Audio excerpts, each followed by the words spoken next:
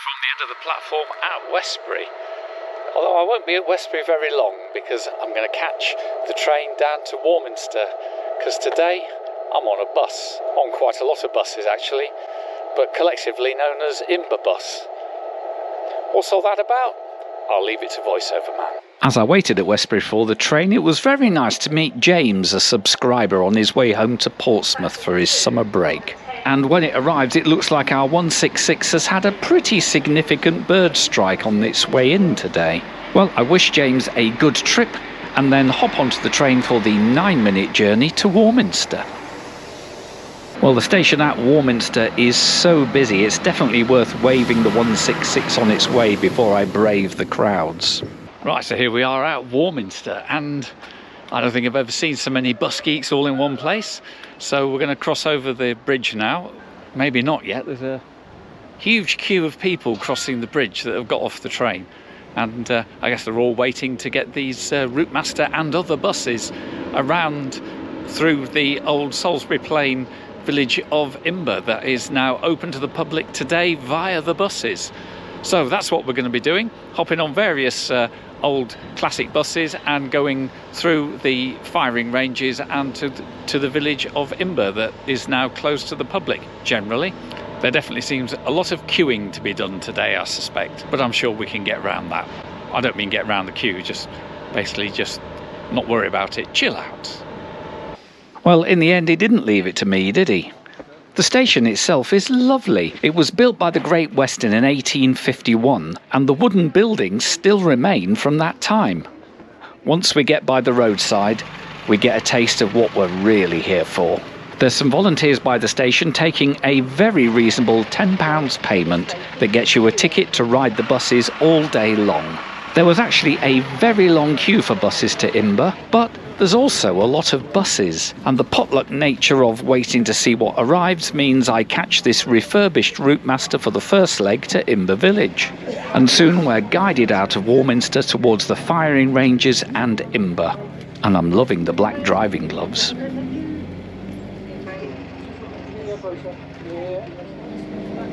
Also, you can note how the bright sun is making the indicator lights difficult for the driver to see.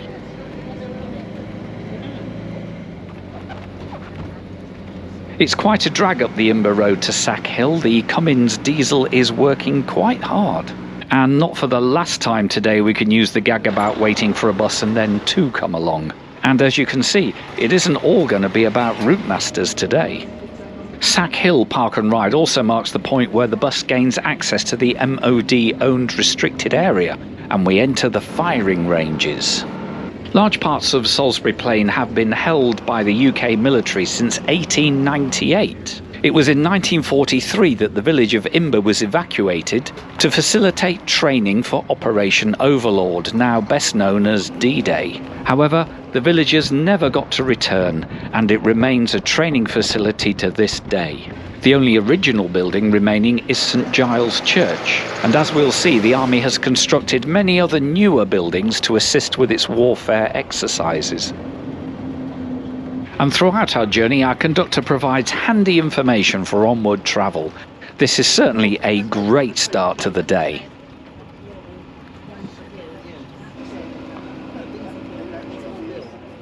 On leaving, Bill, I think it was Bill, our conductor, recognises me. He also gives me some very handy tips off camera on where to go for the best experience. Thanks, mate. Are you Johnny Hoover? Yeah.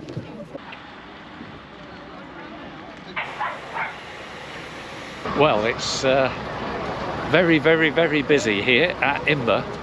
So I think I shall jump on the first bus out and then maybe come back here a bit later, maybe when it's quieter. If it ever gets quieter.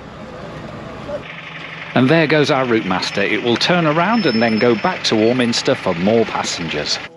Once again, this is a very long queue, but buses can sure pack people in, so I'm confident the line will go down pretty quickly. And anyway, although they are running to a timetable, I'm running on the let's get the next one timetable. There's also time for some chit-chat in the queue, where I meet more subscribers in the form of Chris, Julian and Ian from Stoke Gabriel down in Devon. So the name of the game is queuing for a bus.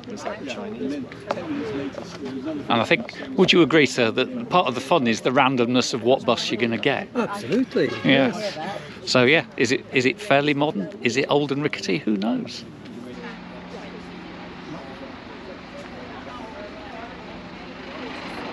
So we all plump for the yellow Volvo going up to Gore Cross.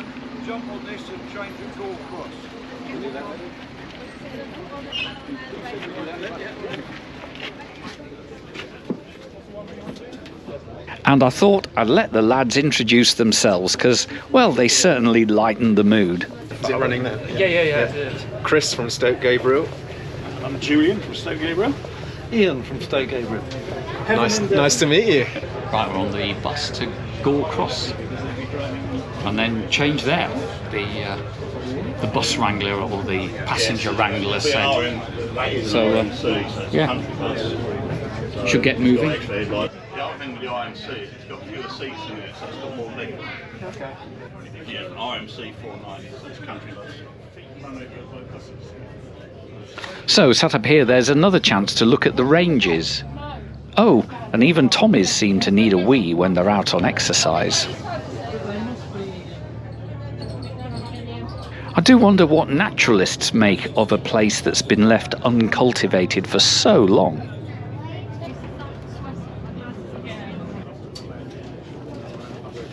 Gore Cross is sited outside the ranges, so our bus has to negotiate another set of security gates.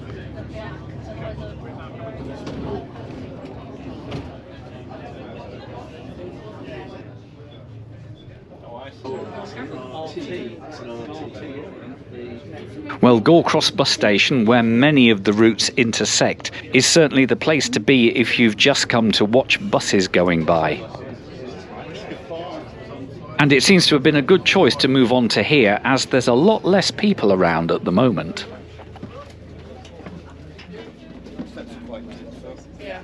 Does the washer do what I think it does? Oh, there's a breezer just going out to New Zealand Farm Camp. I think it's time we went on an open topper.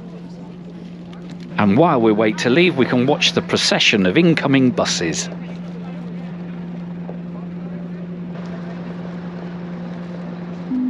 And we're off, except that bus is blocking our left turn. So our driver has no choice but to pull across the road out of the way, and then the fun starts. Our driver tries to explain to Ollie what to do next, but sadly his advice is not followed. Ollie, put me in there, put me there. And so this turns into one of those bus park computer game puzzles. And finally we get away. I wonder if it's messed up the timetable a bit.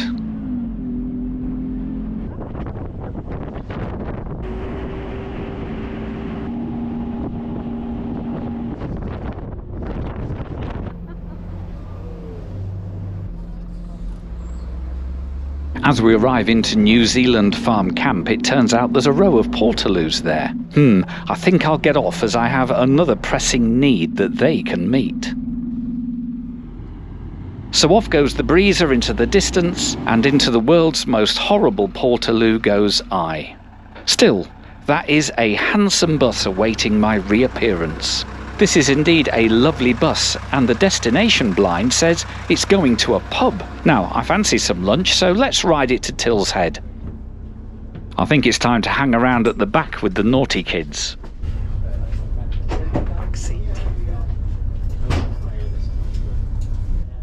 Well, on this bus there's so many details I recall from childhood bus rides in the 60s and 70s. It's quite nostalgic.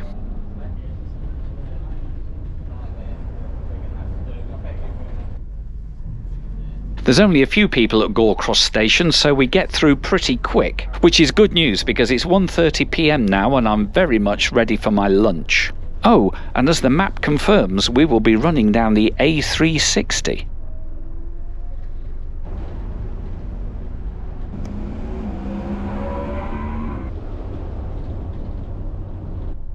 What a pleasant ride this is, and what a lovely village Tilshead turns out to be, although the Rose and Crown appears to be shut.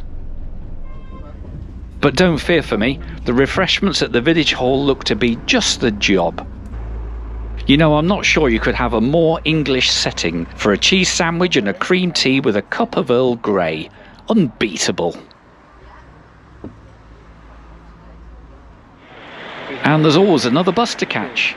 This one will take me back to Gore Cross. I really would like to find at least one open pub, so let's head for Market Lavington. And a big thank you to all the volunteers at Tilshead. A great lunch stop. Nice one, guys.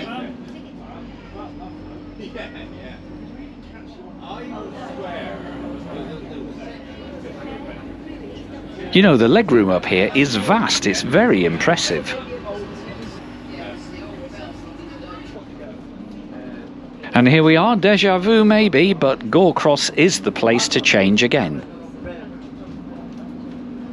Oh, this will be perfect for the run over Lavington Hill to Market Lavington.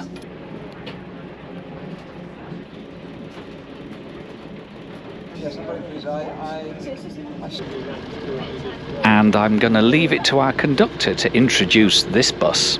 Welcome aboard, ladies and gentlemen, on board this 1952 London Transport Region 3.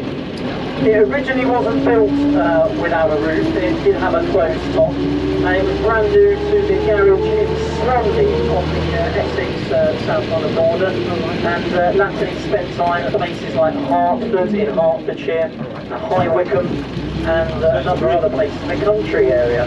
It wasn't painted red throughout its service. It was a green London Transport bus, and its last posting was at Grays in Essex, where it was the sports and social bus at the garage and being used to take crews on outings and to football matches and the like. And whilst it was on a tour to Margate in Kent, it famously went under one bridge without taking off the roof and went under the second and decapitated its top deck.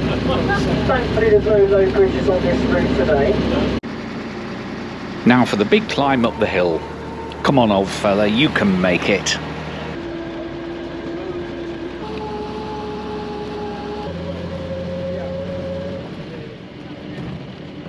Then we're down the other side, and soon there will be the smell of warm brakes in my nostrils.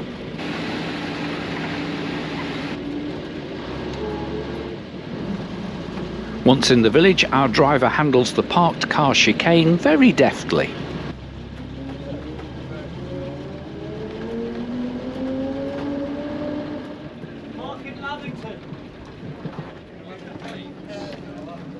Thank you. Well, that was fun on the 1952 bus. So I think it's time for a pint, although I suspect there might be quite a queue at the bar. So let's head on up here to the pub.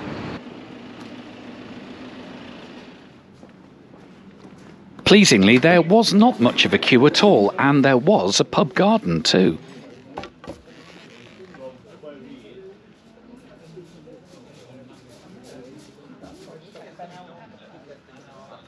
So from here at Market Lavington, the timetable says it takes about an hour to get back to Warminster station, and give or take I've got an hour until the 16 roughly, what was it, 05, something like that, so I won't get that, but I must get the one that goes out of Warminster at about 1700, because the 1730 has been cancelled as far as I can tell. So yeah, finish the beer, walk down the road, and then whatever comes, we'll hop on it and back through Imber and call it a day at Warminster station. So yeah, I'll see you at Warminster. I fear that if the local coffee shop ever tries to go global, they might find themselves in court.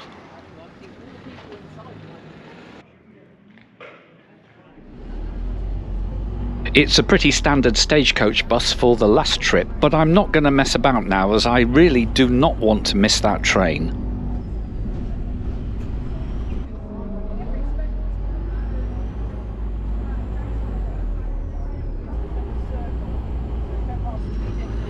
Imberbus has been going since 2009. It's now an annual event, and as you have seen, it is very popular indeed, and for good reason.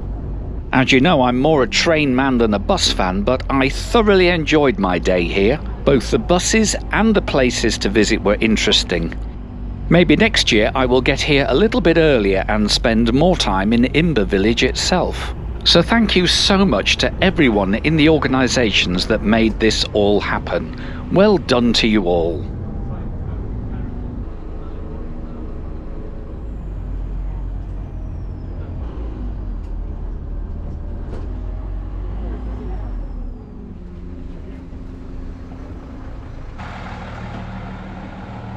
Back at Warminster, I thought the excitement would be over, but there was one final treat in store for me before I finally got my train to Westbury. To align with Imberbus, a rail tour was run from Tunbridge, using this set of old Hastings line diesel-electric multiple units.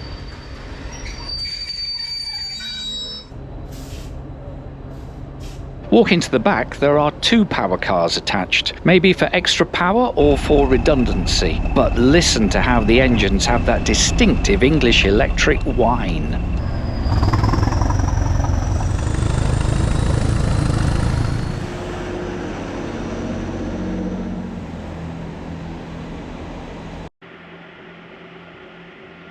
And here I am back at Westbury, and I thought I'd step outside just to see what the station looked like. It's about half an hour until my train back to Exeter, so I hope you enjoyed that little ride around on the Imberbus service. I certainly did. There were lots of things, sort of old kind of route mastery kind of buses, and then some more modern things, a bit of open top, lots of other things to see as they were rumbling by. Got a beer, had an absolutely lovely cream tea and a lovely handmade sandwich. So yeah, I thought it was a great value ticket for £10. I think that was just perfect value, and lots of people around me were absolutely having a ball. So yeah, if you fancy it, then Imberbus every year happens sort of around the Warminster area, and I would highly recommend it. And so thank you very much for watching this, and I'll see you next time on buses or trains, who knows.